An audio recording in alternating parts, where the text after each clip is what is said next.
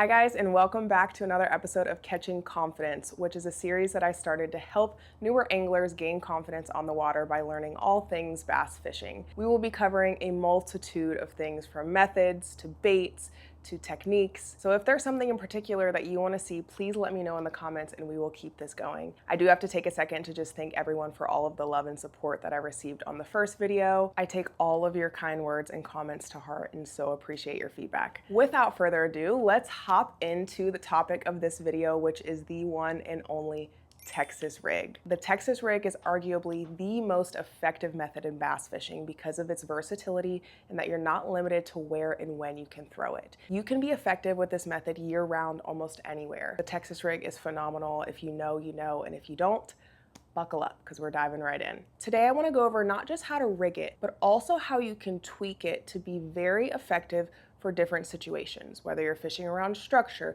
vegetation, deep water, shallow water, so that you know how to pick the presentation that best works where you're fishing. And then lastly, of course, how to fish it. All right, let's start with what you'll need, and we'll keep it very simple with two things. You're going to need an offset hook and a soft plastic worm. Now there's a multitude of different types of baits that you can use, from worms to creature baits, but I want to start very simple with a Senko style worm. For your hook, you have a couple options. One would be a standard offset worm hook. It looks like this. You can see the eye of the hook then has a bend that leads into like the shank of the hook down around to the sharpest point of the hook. That's option one. I would go this route if you're using a very slim or narrow or smaller style worm. Or you can go with an EWG hook, and this is probably what I would recommend the most. An EWG stands for extra wide gap, and all that means is that the distance between the back of the hook and the barb is greater. There's a wider gap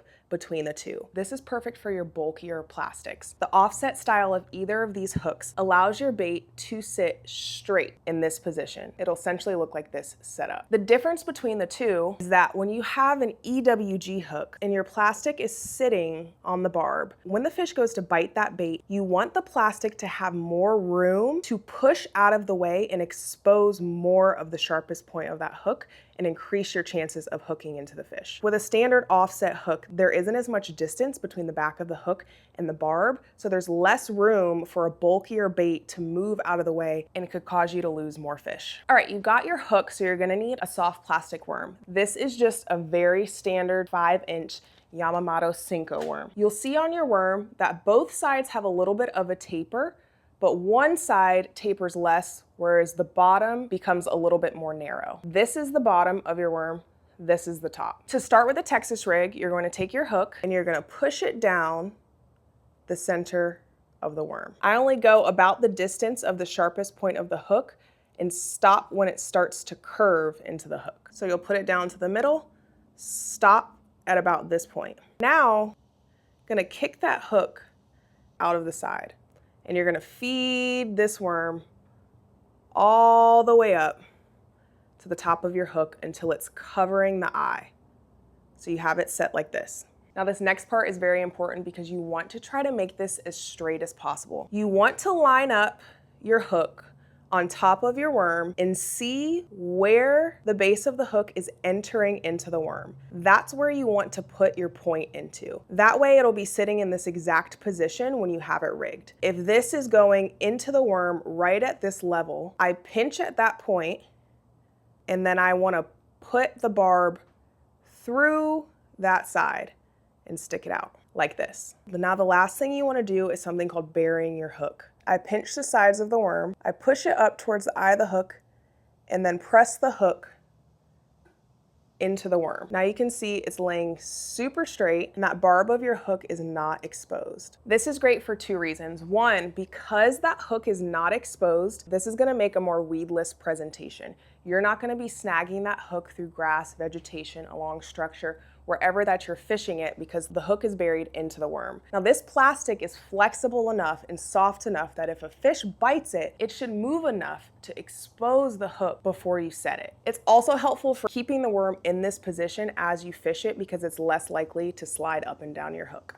And there you have it. That's a Texas rig with a standard soft plastic worm. Now you can stop here and just have this tied directly onto your line, completely weightless, meaning that your bait is the only weight in the setup and will have a very slow fall through the water column. Now you can select different styles of worms. Some of them have more salt present, some of them have a floating plastic, and can kind of give you a little bit of control on how quick that bait falls in the water. I love throwing a weightless worm. I think it's very effective. Now I live in Florida and a lot of the ponds and the lakes that I'm fishing in are very shallow. I think a weightless presentation is your best bet if you're fishing in very shallow areas. It's not going to take very long for this bait to make it to the bottom. And if you're fishing around sparse cover, meaning that you're not in too heavy of grass, too heavy of vegetation, and gives you the freedom to cover more water with a weightless presentation. Even weightless, you can fish on top of the water or right underneath the surface. You're really not limited to where you can throw it. Shallow, sparse cover,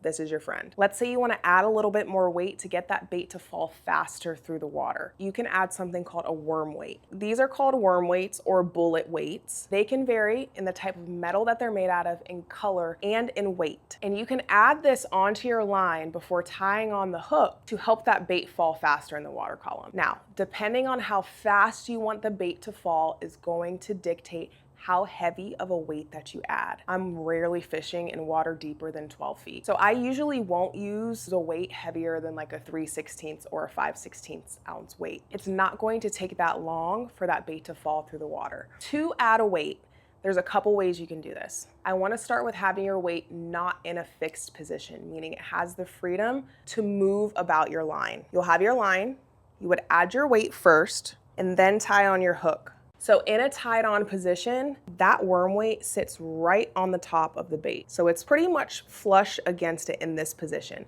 But there's nothing on the line that's keeping that weight here.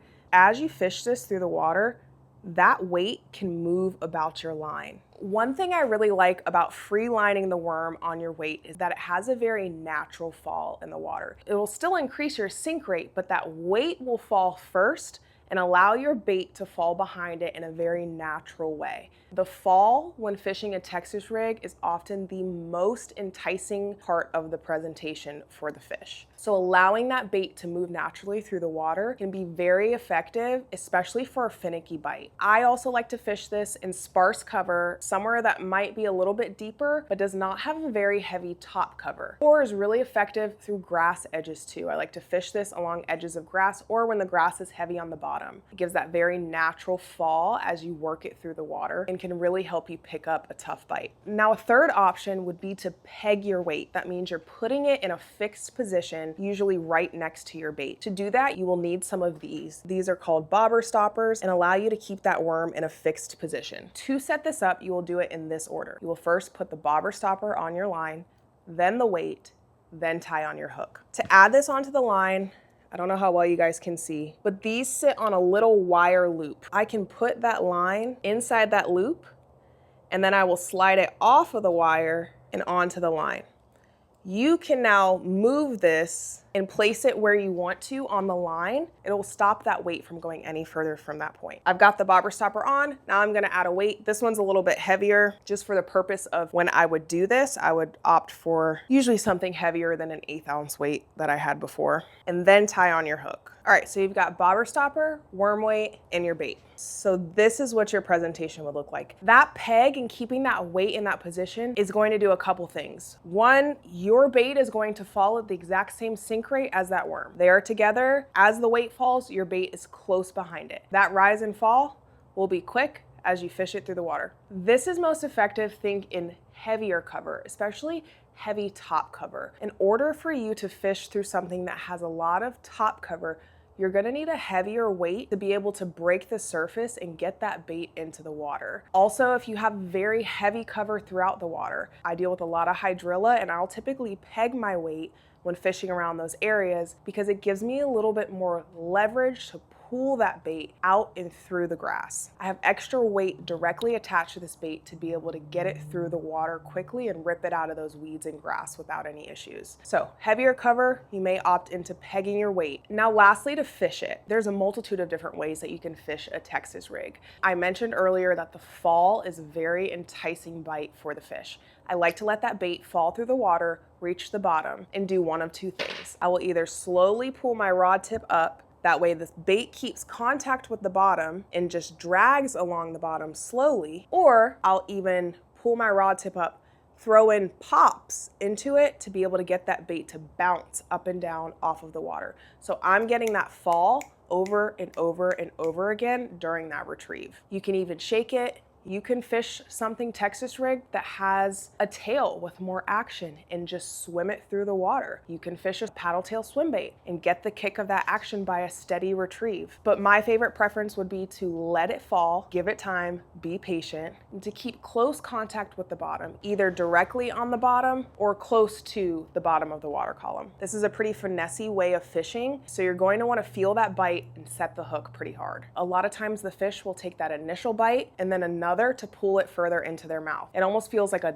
double thump in the water. Set the heck out of your hook to ensure that that fish is hooked nicely and you'll be able to land it. And that about covers the Texas rig with the worm. You can fish it weedless, you can fish it with a free lining weight, or you can peg that weight and opt for a heavier weight to be able to control the sink rate even more. If I had to recommend one bait for somebody to start with, this is the method that I would recommend. Start with a Senko style worm, learn to fish it, get comfortable fishing it in the areas around you, and you will catch fish. As you expand and gain more confidence, you can try doing a Texas rig with different styles of baits. You're not limited to just using a worm. One of my favorite baits to throw is a fluke. You can Texas rig a fluke, and this gives you a weedless presentation to fish this fluke through the water. I mentioned earlier, if you've got a really slimmer, narrow profile, you can fish it on a standard offset worm hook. That's not an EWG. For a bulkier bait, like a creature bait, this is a Strike King Rage Craw. This is likely one you would use an EWG for, since it's a bulkier bait and has more room to get out of the way and expose that hook when the fish bites. You can even Texas rig something like the Berkeley Gilly. This one I like to Texas rig on its side. So as you're fishing it and it falls, it looks like a dying bait fish, which would be an easy meal for a bass. You have tons of options of things that you can do with a Texas rig, and it's a very effective method that I really encourage you to learn and try if you have not already. I never ever leave the house without a Texas rigged something tied on to one of my setups. It is tried and true. Add it to your tackle box. Check it out. Let me know if you have questions. But whatever you do, put yourself out there and keep casting. I promise it will pay off. Good luck, and I'll see you guys next time.